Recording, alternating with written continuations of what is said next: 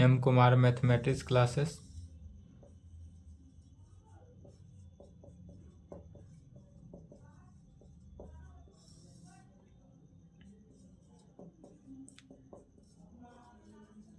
BSc part 3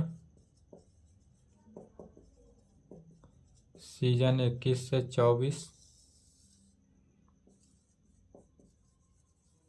lecture 7। क्या चल रहा था? पेपर 6 चल रहा है। पेपर 6 ग्रुप ए, जिसका नाम है ग्रुप थ्योरी। इसमें चैप्टर 0 हो चुका था। अब तक जितने क्लास हुआ था सब क्या था? पार्ट 2 का ही रिवीजन था। अब यहाँ से स्टार्टअप हो रहा है पार्ट 3 चैप्टर 1। चैप्टर 1 आज स्टार्ट कर रहे हैं, या पार्ट 3 कह सकते हैं, जिसका नाम है चैप्टर 1 का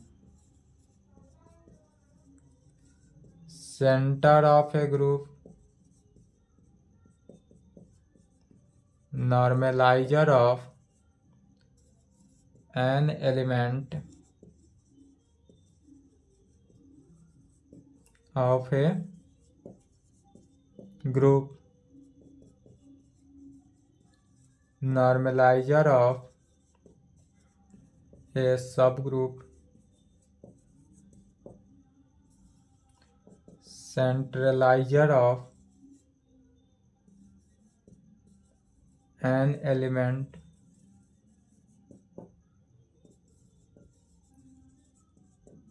relation of conjugacy and class equation of a finite group। यह सब के सब क्या है? चैप्टर 1 का नाम है। चैप्टर 1 का नाम है। डेट इज कहने का मीनिंग क्या हुआ? चैप्टर 1 में इतना जानना है, इतना के बारे में पढ़ना है। क्या क्या पढ़ना है? तो सेंटर ऑफ ए ग्रुप, दूसरा normaliser of an elements of a group, normaliser of a सब group, centraliser of an element, relation of conjugacy and class equation of a finite group. Conjugacy and class equation का रिलेशन। Theorem जानने से पहले इसके लिए कुछ रूल है। यह रूल जो है जब तक पढ़े हैं उसी को दोबारा पुनः लिख रहे हैं। यह रूल जितने भी चैप्टर 0 में पढ़े हैं उसी को लिख रहे हैं। पहला नंबर रूल याद रखेंगे, to show that a non empty subset H of a G में बी ए सब ग्रुप ऑफ G। यदि हमको दिखाना हो, क्वेश्चन में दिखाना क्या है, तो यदि हमको क्वेश्चन में दिखाना हो क्या कि to show that a non empty subset, यदि हमारे पास non empty subset H of a G में हो, बी ए सब ग्रुप ऑफ G, तब हम क्या शो करते हैं? वी शो डैट, तब हमको दिखाना होगा फॉर ऑल एक्स वाई, यदि H का एलिमेंट है, फॉर ऑल कंडीशन में एक्स वाई क्या है? H का एलिमेंट है, this implied x Y inverse जो होगा वह भी किसका? H का एलिमेंट होगा। एक्स वाई इनवर्स भी क्या होगा? H का एलिमेंट होगा। दूसरा रूल कहेंगे, to show that a non empty subset H of a group G में इज ए नॉर्मल सब ग्रुप, नॉर्मल सब ग्रुप ऑफ G। अब यदि हमको दिखाना क्या है? To show that a non empty subset H of a G is normal सब ग्रुप ऑफ G में, या तो सिर्फ सब ग्रुप ऑफ G दिखाना था, तो एक्स वाई यदि H का एलिमेंट है तो एक्स वाई इनवर्स भी किसका? H का एलिमेंट होगा। अब यही यदि नॉर्मल सब ग्रुप दिखाना हो तब क्या दिखाएंगे? तो कहेंगे वी शो डैट, तब इस कंडीशन में भी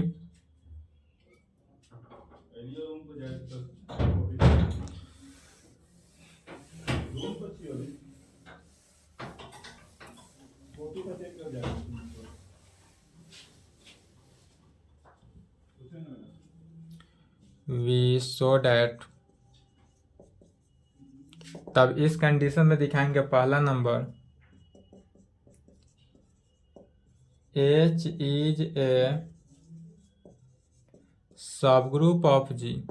तब क्या दिखाना है, पहला नंबर में कंडीशन, दूसरा का पहला में H जो होगा वह सब ग्रुप ऑफ G होगा।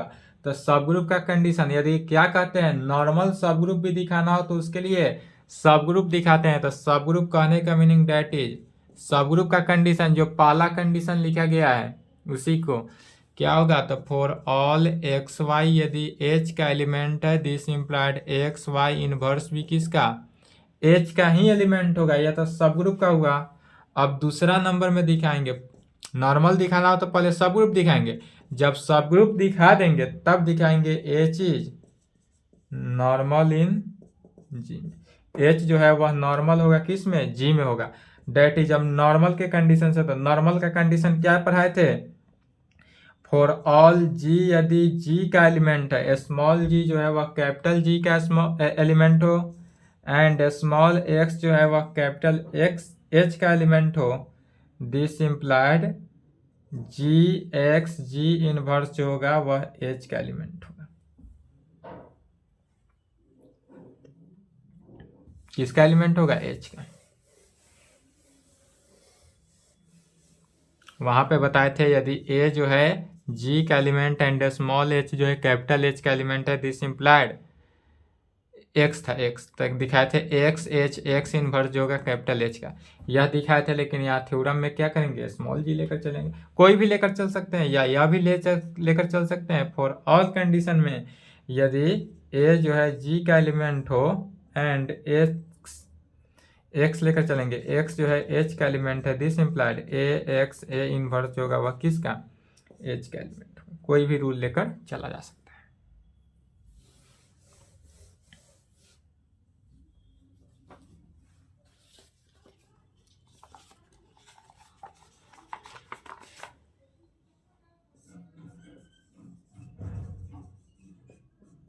थ्योरम 1 देखना है।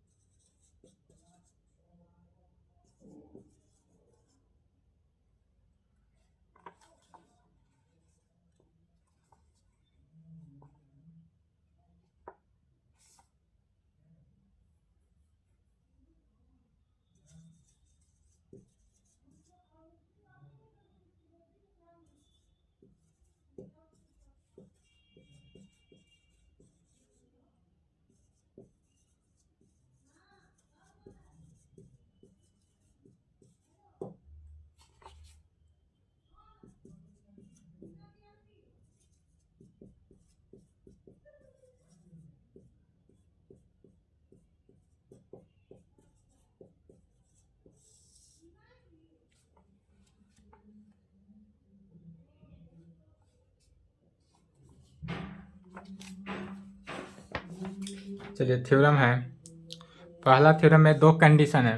पहला में दिखाना क्या है, तो define centre of a group, हमारे पास सेंटर ऑफ ग्रुप क्या है वह दिखाएंगे। और दूसरा नंबर में दिखाएंगे कि प्रूव डैट सेंटर जेड, हमको प्रूव करना है दूसरा में सेंटर जेड होगा या जेड ऑफ जी कहें, ग्रुप का सेंटर हुआ, या इस प्रकार से भी मैंने सेंटर ऑफ जेड जो हुआ, सेंटर ऑफ जेड को कैसे कैसे लिख सकते हैं, तो जेड ऑफ जी भी लिख सकते हैं या सी ऑफ जी भी लिख सकते हैं। मैंने सेंटर ऑफ ग्रुप हुआ of a group G is a normal सब ग्रुप ऑफ जी, या जो होगा नॉर्मल सब ग्रुप ऑफ जी होगा, यही दिखाना है। तो नॉर्मल अगर सब ग्रुप का है तो पहले सब ग्रुप दिखाएंगे, उसके बाद ही नॉर्मल सब ग्रुप दिखाएंगे। अब पहला नंबर आंसर देखते हैं फर्स्ट का। पहला में क्या डिफाइन करना है, तो define centre of a group.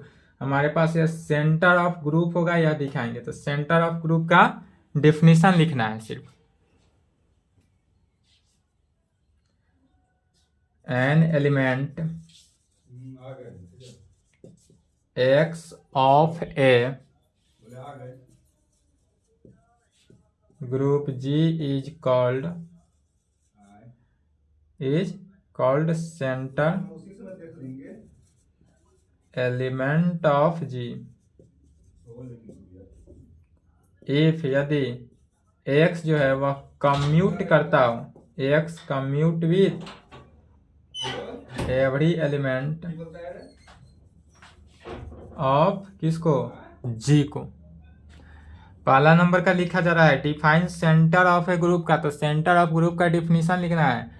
Definition क्या कहेंगे, an element x of a group G, यदि हमारे पास एक एलिमेंट एक्स हो किसका, ग्रुप जी का, इज इक्वल टू सी को कहेंगे centre element of a G if, लेकिन यदि कंडीशन है कि यहाँ एक्स जो है वह commute with every element of G, या जो एक्स है वह कम्यूट करेगा एवरी एलिमेंट ऑफ जी का। मीनिंग क्या हुआ कि एक्स कम्यूट कर रहा है, डेट इज यह कम्यूटेटिव लॉ को होल्ड कर रहा है।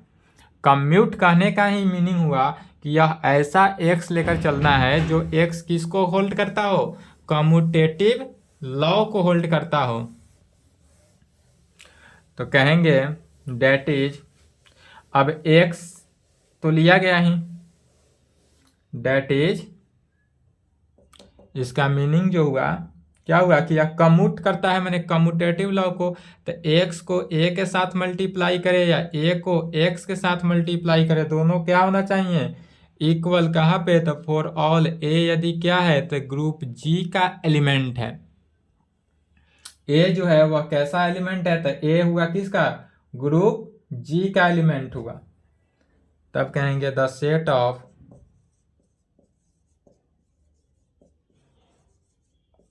all central element of a group G is called center of a group G and is denoted by Z के या Z ऑफ जी से या सेंटर ऑफ जी, इस प्रकार से डिनोट करते हैं। 3 कंडीशन है दिखाने का सेंटर ऑफ जी के। तो क्या कहा गया, the set of all central element of a group G is called centre of a group G, या जो central of a group G जो एलिमेंट का ग्रुप हुआ वह किसका, ग्रुप जी का हुआ। और इसे 3 प्रकार से डिनोट कर सकते हैं। 10 कहा जा सकता है जेड कहें या जेड ऑफ जी कहें या सेंटर ऑफ जी कहें, तीनों का मीनिंग क्या हुआ, एक ही हुआ। इसका मीनिंग क्या हुआ, centre of a group G, या जो होगा हमारा सेंटर ऑफ ए ग्रुप जी हुआ, दिस इम्प्लाइड इक्वल टू क्या होगा, एक्स जो होगा वह जी में यदि कंटेन करता हो, सच दैट इस प्रकार हो यह कम्यूट कर रहा है किसको, commute with every element of G को। तो एवरी एलिमेंट जी को जब कम्यूट कर रहा है, डेट इज यह किसको, कम्यूटेटिव लॉ को होल्ड करेगा। तो एक्स यदि ग्रुप जी का एलिमेंट है, सच डेट इस प्रकार होगा कि x A is equal to A x होगा। कहाँ पे, फॉर ऑल ए जो होगा वह जी में होगा, for all A belongs to G में। क्लियरली यहाँ से क्लियरली कहा जा सकता है यदि x जो है z का एलिमेंट है, दिस इम्प्लाइड बाय इम्प्लाइड दोनों तरफ से x A is equal to A x होगा कहाँ पे, for all A belongs to G, यही कंडीशन। तो सेंटर ऑफ ए जी का कंडीशन क्या होगा, यदि सेंटर दिखाना हो सेंटर ऑफ ए ग्रुप, या जो दिखा है पहला सेंटर ऑफ ए ग्रुप का कंडीशन, तो सेंटर ऑफ ए ग्रुप के लिए यदि एक्स जो है वह सेंटर ऑफ ग्रुप में कंटेन करता हो, दिस इम्प्लाइड बाइड इम्प्लाइड, या commute with every element of G, that is commutative law को होल्ड करेगा। कम्यूटेटिव लॉ क्या कहता है, एक्स से जो है ए एक्स के इक्वल होगा कहाँ पे, for all A belongs to G के कंडीशन। अगर पहला नंबर रहे तो यहां से लेकर यहां तक ही आंसर लिखना है। अब दूसरा नंबर का सॉल्यूशन देखते हैं।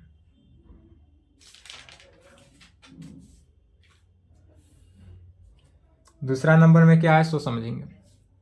सेकेंड नंबर में कह रहा है प्रूव दैट, या बार बार पूछा है 5, 7, 9, 11, 15, 18, 20, 20 के बाद 22 था, 22 में 23 में नहीं पूछा है, 24 पूछ भी सकता है, नहीं भी पूछ सकता है। तो सेकेंड नंबर में कह रहा है प्रूव डैट सेंटर जेड या जेड जी, तीनों का मीनिंग क्या हुआ, यह तीनों का मीनिंग एक ही हुआ, डिनोट किया गया।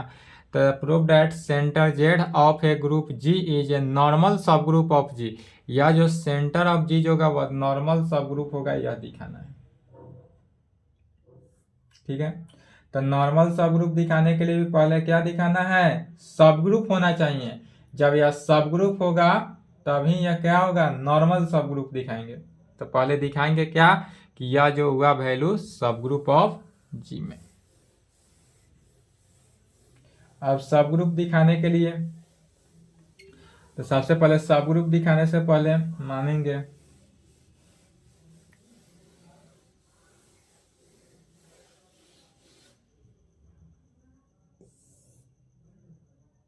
सेकेंड का,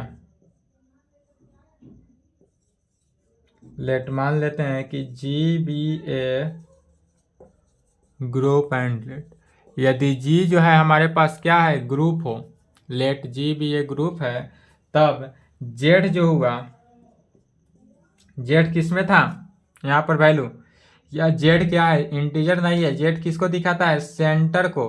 तो यह जो सेंटर हुआ किस में है, एक्स बिलोंग्स टू जी में, इस प्रकार है such that x A is equal to A x कहाँ पे, for all A belongs to G में, for all condition a belongs to G को सेटिस्फाई करता हो,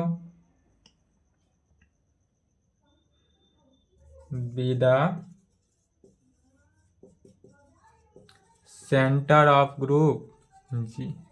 यह जो हुआ वह कैसा हुआ, तो सेंटर ऑफ ग्रुप जी में हुआ। इसका मीनिंग क्या हुआ, क्लियरली यहां से कहा जा सकता है, यह सब डिफिनीशन 1 को ही लिखा जा रहा है यहां से, क्लियरली यदि x जो है वह z का एलिमेंट हुआ, x क्या है, z का, z क्या है, सेंटर है, तो x यदि z का एलिमेंट हुआ, दिस इम्प्लाइड बाइड इम्प्लाइड, इसका मीनिंग हुआ दोनों तरफ से, किसमें, तो x A is equal to A x होगा कहाँ पे, for all A belongs to G में, और इसको इक्वेशन नंबर 1 ले लेंगे। अब यह वैल्यू इक्वेशन 1 ले लिए, तब अब यहाँ से दिखाएंगे we have to show that, जब यह वैल्यू यह डिफाइन किए पहले, हमको दिखाना है नॉर्मल सब ग्रुप है, नॉर्मल सब ग्रुप ऑफ जी में, तो इसके लिए सबसे पहले दिखाए क्या कि यह सेंटर ऑफ ग्रुप है, तो सेंटर ऑफ ग्रुप हो गया। अब दिखाना है नॉर्मल सब, अब दिखाना है सब ग्रुप, पहले सब ग्रुप दिखाएंगे उसके बाद नॉर्मल सब ग्रुप। तो कहेंगे we have to show that, we have to show that Z is a normal सब ग्रुप ऑफ जी। हमको अब दिखाना क्या है, तो नॉर्मल सब ग्रुप ऑफ जी तो दिखाना ही है। तो अब इसको दिखाने से पहले सबसे पहले दिखाएंगे क्या, सब ग्रुप होना चाहिए। जब सब ग्रुप होगा तभी क्या होगा, नॉर्मल सब ग्रुप होगा।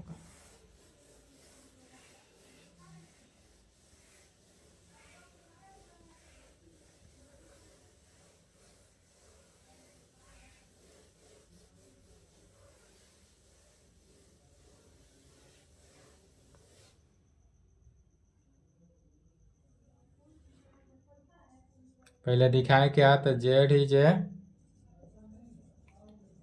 सब ग्रुप ऑफ जी। जेड जो होगा वह सब ग्रुप ऑफ जी होगा। तो सब ग्रुप का आप कंडीशन लेकर चलेंगे। If E is the identity element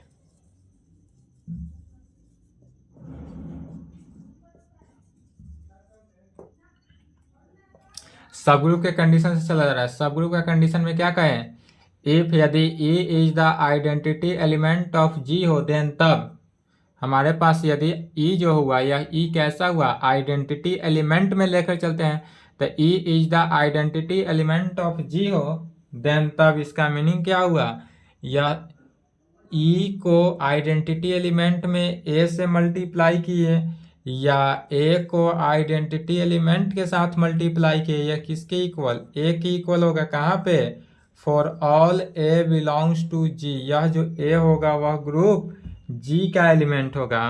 this implied, इसका कहने का मीनिंग हुआ A से E से आइडेंटिटी एलिमेंट से मल्टीप्लाई किया गया।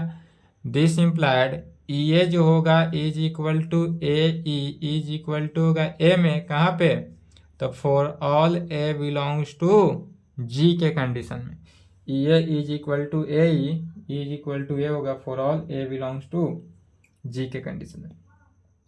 फिर जब यह कंडीशन सेटिस्फाई है, इक्वेशन 1 में देखना है।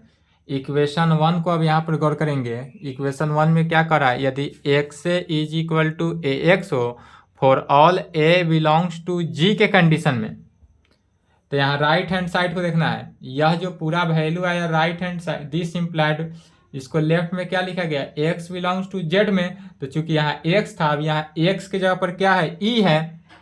यहाँ पर क्या था, x is equal to A x for all A belongs to G में, और यहाँ पर दिया हुआ है e is equal to A e for all A belongs to G में, तब इसको कहते थे this implied by implied. X जो है जेड का था तो यहाँ पर एक्स के था, यहाँ पर ई कंटेन करा, इसलिए दिस इम्प्लाइड बाय इम्प्लाइड ई क्या होगा, जेड का एलिमेंट होगा। तो इस पूरे वैल्यू को क्या लिख सकते हैं, ई जो होगा जेड जी का एलिमेंट होगा।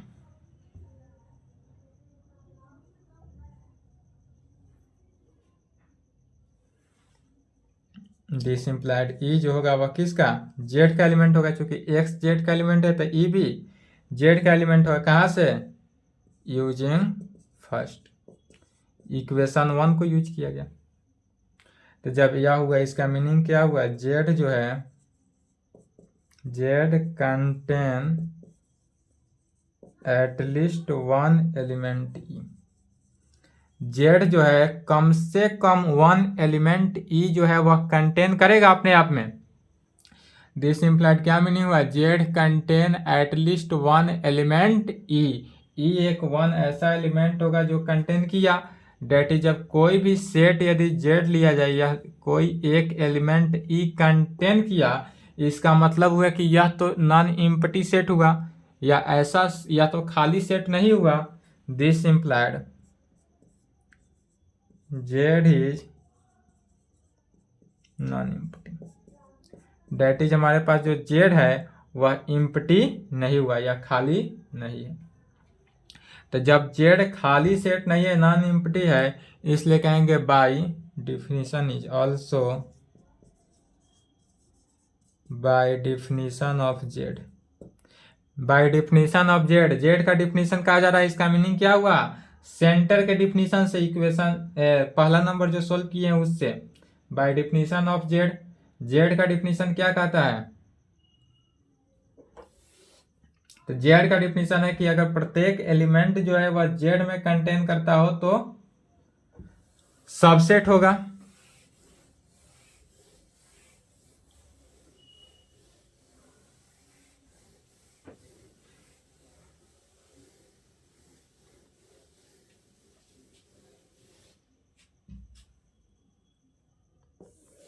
इसलिए क्या कहा गया, also by definition of Z, Z का डिफिनीशन कहता है एवरी एलिमेंट एक्स यदि जेड में हो is also an element of किसका, जी में। therefore Z is a subset of G। Z के डिफिनेशन से क्या कहा गया? एवरी एलिमेंट एक्स यदि जेड में हो is also an element of G, therefore Z is a subset of G. तब कह सकते हैं हेंस सबसेट होगा, अर्थात सेंटर जेड इज ए, यह जो सेंटर जेड आया यह कैसा आया? नॉन एम्प्टी सेट आया। तो non empty subset of G. Hence यहाँ पर क्या कह सकते हैं? Centre Z is a non empty subset of किसका? जी का। In order to show that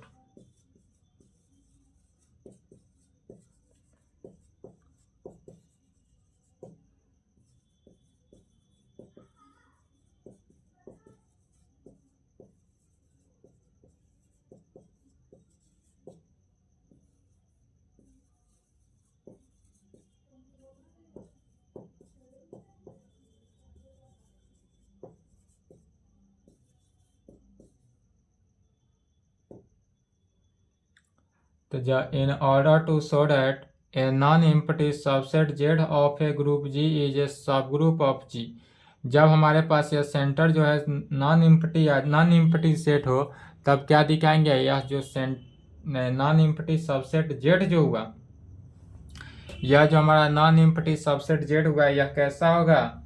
group is a सब ग्रुप ऑफ जी, यह जो होगा जी का सब ग्रुप होगा। तो सब ग्रुप के लिए कंडीशन क्या होना चाहिए? तो वी शो डैट, इसके लिए क्या शो करेंगे? वी शो डैट सब ग्रुप का कंडीशन, सब ग्रुप का कंडीशन क्या कहता है? फॉर ऑल एक्स वाई यदि जेड में हो, एक्स वाई क्या है? जेड में है, दिस इम्प्लाइड इसका मीनिंग हुआ एक्स वाई इनवर्स भी किस में? जेड में होना चाहिए। डिफिनीशन में किस में लेकर चले थे? एच में लेकर चले थे, क्योंकि यहाँ पर क्या लेकर चलना है? जी में, जेड में लेकर चलना है। या सेंटर यदि जेड में है तो जेड में लेकर चलेंगे। यदि क्वेश्चन में यदि किस में जेड ऑफ सी रहता, इस प्रकार से रहता जेड ऑफ सी में, तो जेड ऑफ सी लेकर चलते। यदि Z of G, C of G रहता तो सी ऑफ जी में लेकर चलते। जिस प्रकार से कहे उस प्रकार से लेकर चलना है।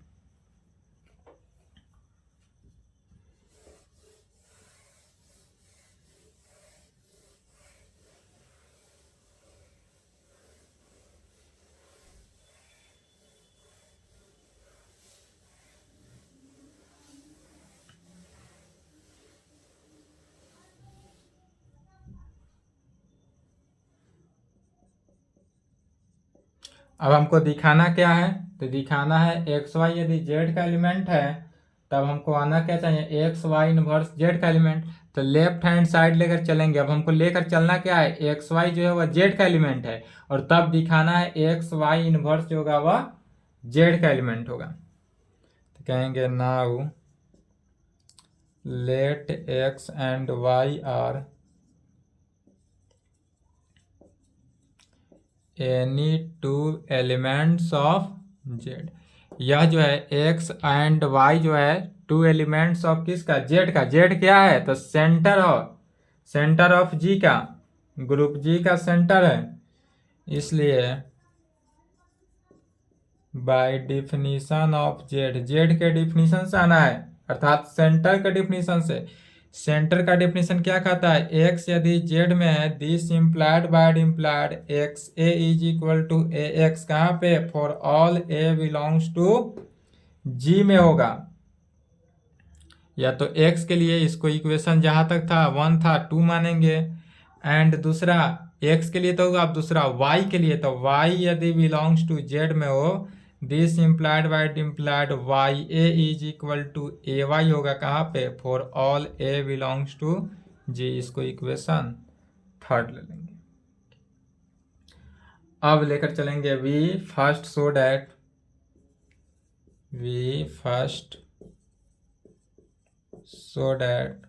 वाई इनवर्स जो होगा वह जेड में होगा।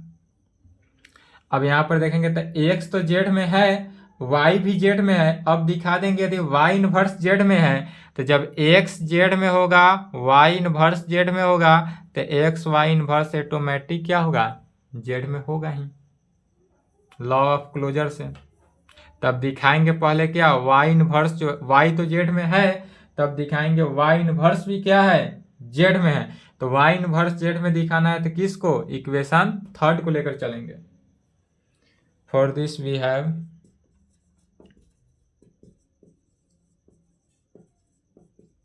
फ्रॉम थ्री से, इक्वेशन थ्री में क्या लेकर चलना है, right hand side Y A is equal to A Y है, कहाँ पे, for all A belongs to G में।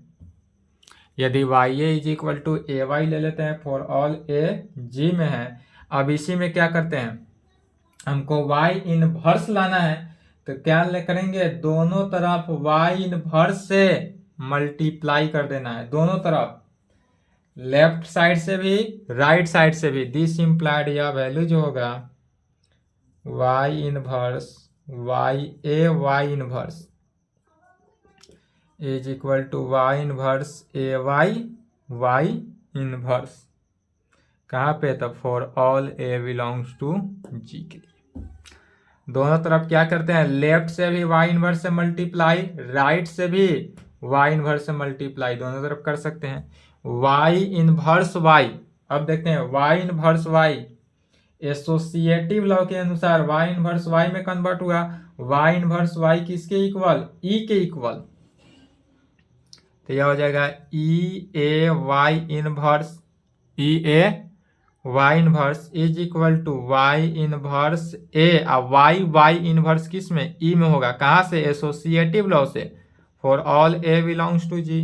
फिर ई आइडेंटिटी एलिमेंट को किसी भी अदर एलिमेंट के साथ मल्टीप्लाई करते हैं तो अदर एलिमेंट, तो ई ए जो होगा ई ए किसके इक्वल, ए, या अभी पढ़े भी थे, E A is equal to A E is equal to A for all A belongs to G के लिए।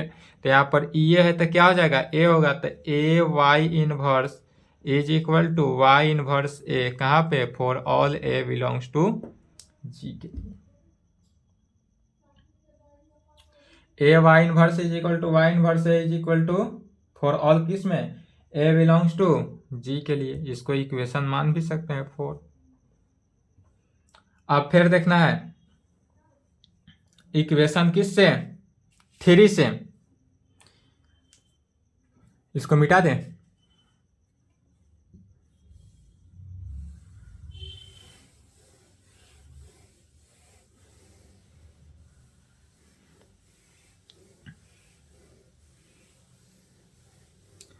अब देखना है कि इसको इक्वेशन 3 को, इक्वेशन 3 क्या कहता है, इक्वेशन 3 में है यदि Y A is equal to A Y हो for all A belongs to G, तो यह इसको क्या लिखते हैं, वाई जो है वह जेड का एलिमेंट है। लेकिन अब यहाँ उल्टा हो गया, यहाँ पर हो गया वाई इनवर्स ए, यदि ए वाई इनवर्स फॉर ऑल ए जी में हो तो वाई इनवर्स वाई की जगह पर क्या हो जाएगा, वाई इनवर्स जो होगा किसका, जेड का एलिमेंट होगा, यह तो प्रूफ हुआ। तो यहाँ पर क्या कह सकते हैं, वाई इनवर्स जो हुआ जेड का एलिमेंट हुआ, कहाँ से, तो by definition of Z. This implied Y inverse जो होगा वह किसका, जेड का एलिमेंट होगा, कहाँ से, by definition of Z, Z के डिफिनीशन से। यहाँ पर जेड का डिफिनीशन उपयोग किया गया, तब कहेंगे now we shall proceed to so that X Y inverse जो है जेड में होगा।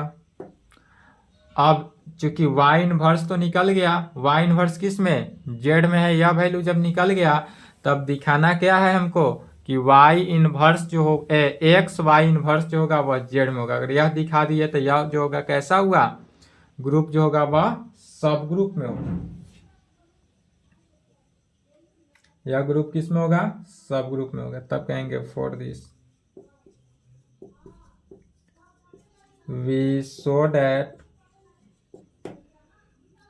एक्स वाई इनवर्स, यदि एक्स वाई इनवर्स में राइट साइड से ए मल्टीप्लाई कर देते हैं या लेफ्ट में एक्स वाई इनवर्स,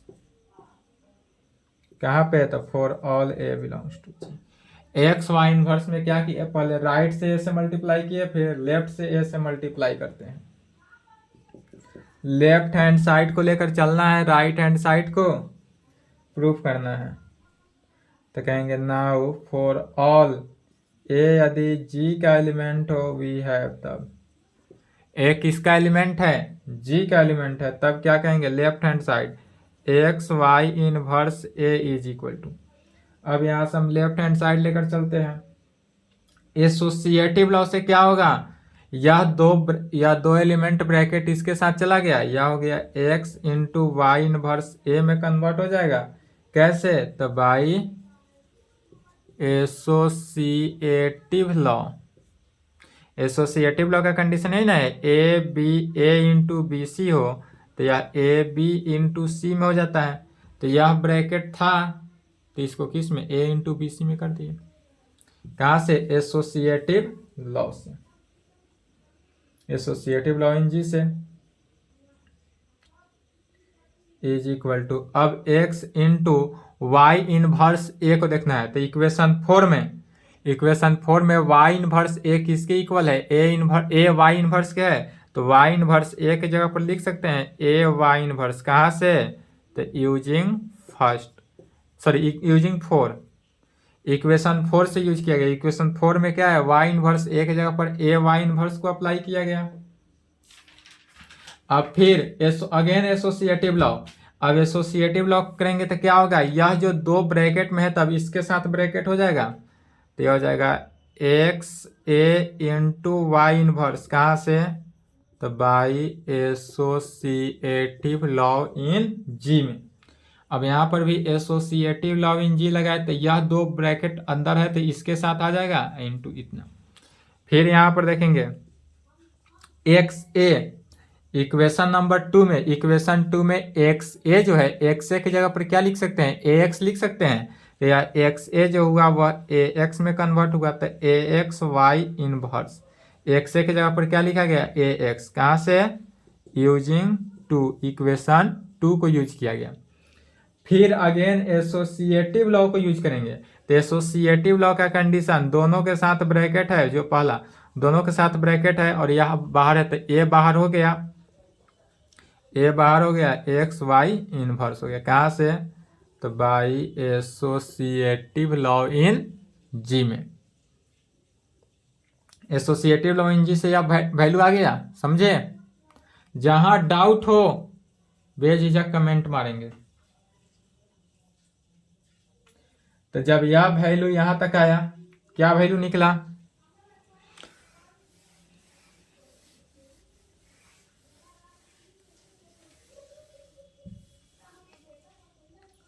इसका मीनिंग हुआ, अर्थात लेफ्ट में क्या लेकर चले था? तो लेफ्ट साइड लेकर चला गया था X Y inverse A. X Y inverse A लेकर चले थे, हमको निकला क्या है? A into X Y inverse निकल गया। कहाँ पे?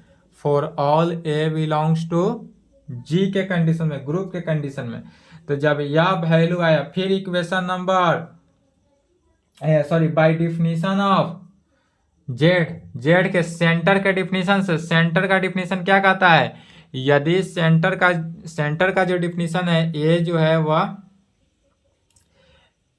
X A is equal to A X था, तो कहाँ क्या होता था इसका वैल्यू? एक्स जो है जेड में होता था। अब यहाँ पर एक्स के जगह पर क्या है? एक्स वाई इनवर्स है, तो यह एक्स वाई इनवर्स जो होगा वह किस में होगा? जेड में होगा। एक्स वाई इनवर्स किस में होगा? जेड में।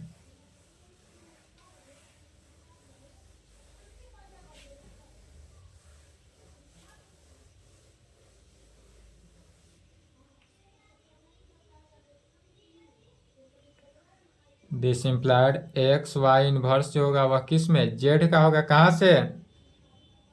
या जेड में हुआ। कहाँ से हुआ? तो by definition of Z. Z क्या है? तो सेंटर है। इससे हम क्या पाते हैं? 10 वी गेट फॉर ऑल यदि एक्स वाई जेड में है, this implied x Y inverse जो है जेड में है। इससे हम क्या पाए कि यदि एक्स वाई हम लेकर चले थे, एक्स वाई जेड का एलिमेंट लेकर चले थे और वह एक्स वाई इनवर्स जेड में जेड का एलिमेंट निकल गया, तो जब यह वैल्यू निकल जाए तो क्या कहते हैं, which shows that centre Z of a group G is a सब ग्रुप ऑफ जी। एक कंडीशन तो निकला, जब यह किसका सब ग्रुप का कंडीशन तो सेटिस्फाई हो गया। अब दिखाएंगे क्या है, जेड जो है नॉर्मल सब ग्रुप है।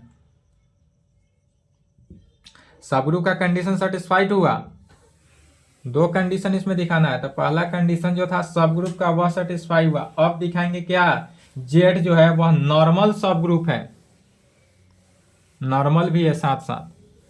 यदि नॉर्मल नहीं देता, सिर्फ और सिर्फ कहता है क्वेश्चन में ही कि जेड जो है मैंने सेंटर जो है वह सब ग्रुप ऑफ जी हो, सब ग्रुप ऑफ जी हो तो यहीं तक आंसर लिखेंगे, ठीक है। यदि सब ग्रुप ऑफ जी कहे तो यहीं तक आंसर लिखेंगे, लेकिन अगर नॉर्मल कह दे तो इतना स्टेप और आगे बढ़ना है। अब दिखाएंगे Z is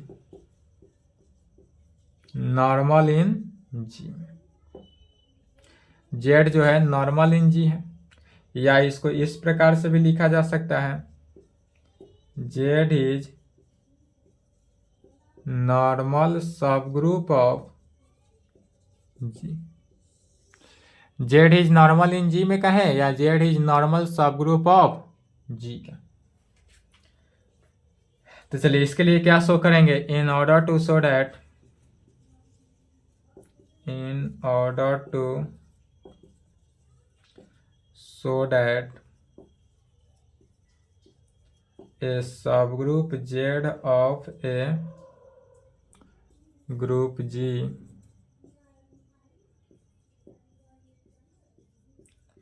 is a normal subgroup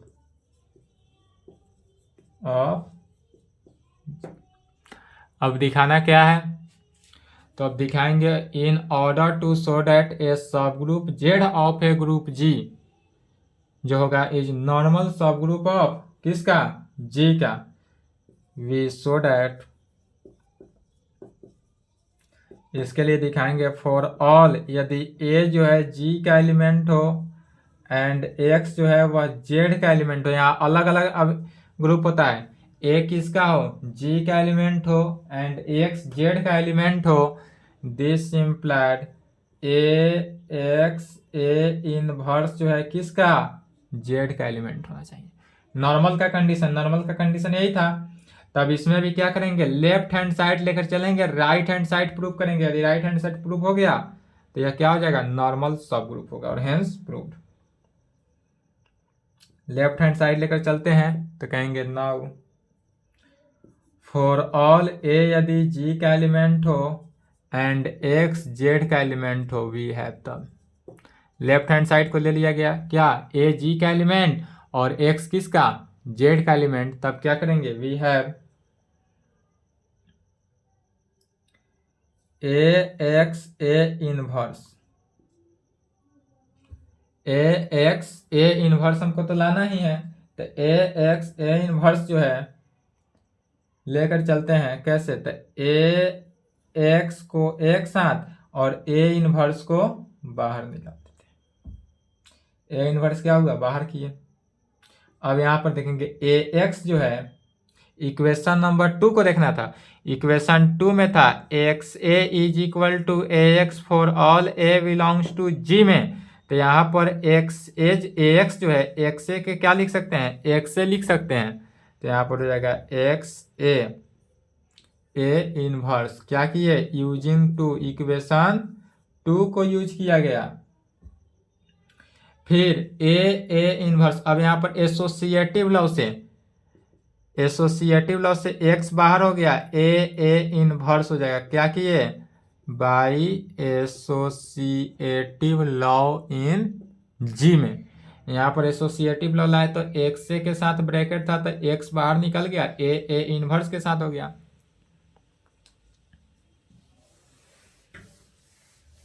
फिर ए इनवर्स जो है किसके इक्वल होता है, ई के इक्वल होता है, आइडेंटिटी एलिमेंट के, तो एक्स ई में होगा,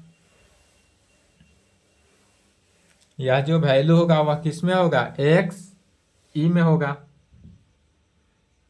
अर्थात X inverse is equal to क्या हो जाएगा, एक्स ई होगा, चूंकि ए इनवर्स किस में, ई में होता है। फिर यह किस में, ए इनवर्स जो होगा एक्स में होगा, क्यों होगा, चूंकि एक्स ई जो है एक्स में होगा। एक्स ई क्या है, तो ई आइडेंटिटी एलिमेंट है, आइडेंटिटी एलिमेंट में किसी से भी मल्टीप्लाई करने से नहीं होता है। तो जब एक्स ए इनवर्स एक्स के इक्वल हो, अब यहां पर कंडीशन, यदि ए इनवर्स एक्स में हो, इसका मीनिंग क्या हुआ कि एक्स जो है वह जेड का एलिमेंट होगा, बट एक्स जो है वह जेड का एलिमेंट है, बट एक्स जेड का एलिमेंट है, तो जब एक्स जेड का एलिमेंट है, एक्स किसके है, इसको इक्वेशन 4 तक था, इसको इक्वेशन 5 ले लेते हैं।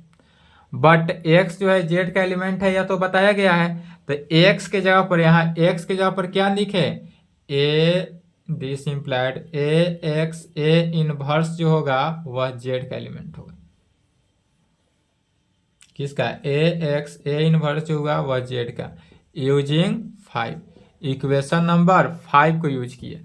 5 में एक्स था तो इस एक्स के जगह पर क्या लिखे, left side x inverse Z का एलिमेंट होगा, यही दिखाना था। अब एक्स इनवर्स जो जेड का एलिमेंट हो गया तो कह सकते हैं 10 वी गेट, क्या लेकर चले थे, तो फॉर ऑल ए जी का एलिमेंट लिए थे एंड एक्स जेड का एलिमेंट लिए थे, दिस इम्प्लाइड निकला क्या, एक्स इनवर्स जेड का एलिमेंट, यह वैल्यू लेकर चले थे, यह निकल गया, तब कह सकते हैं विच shows that Z is a normal subgroup,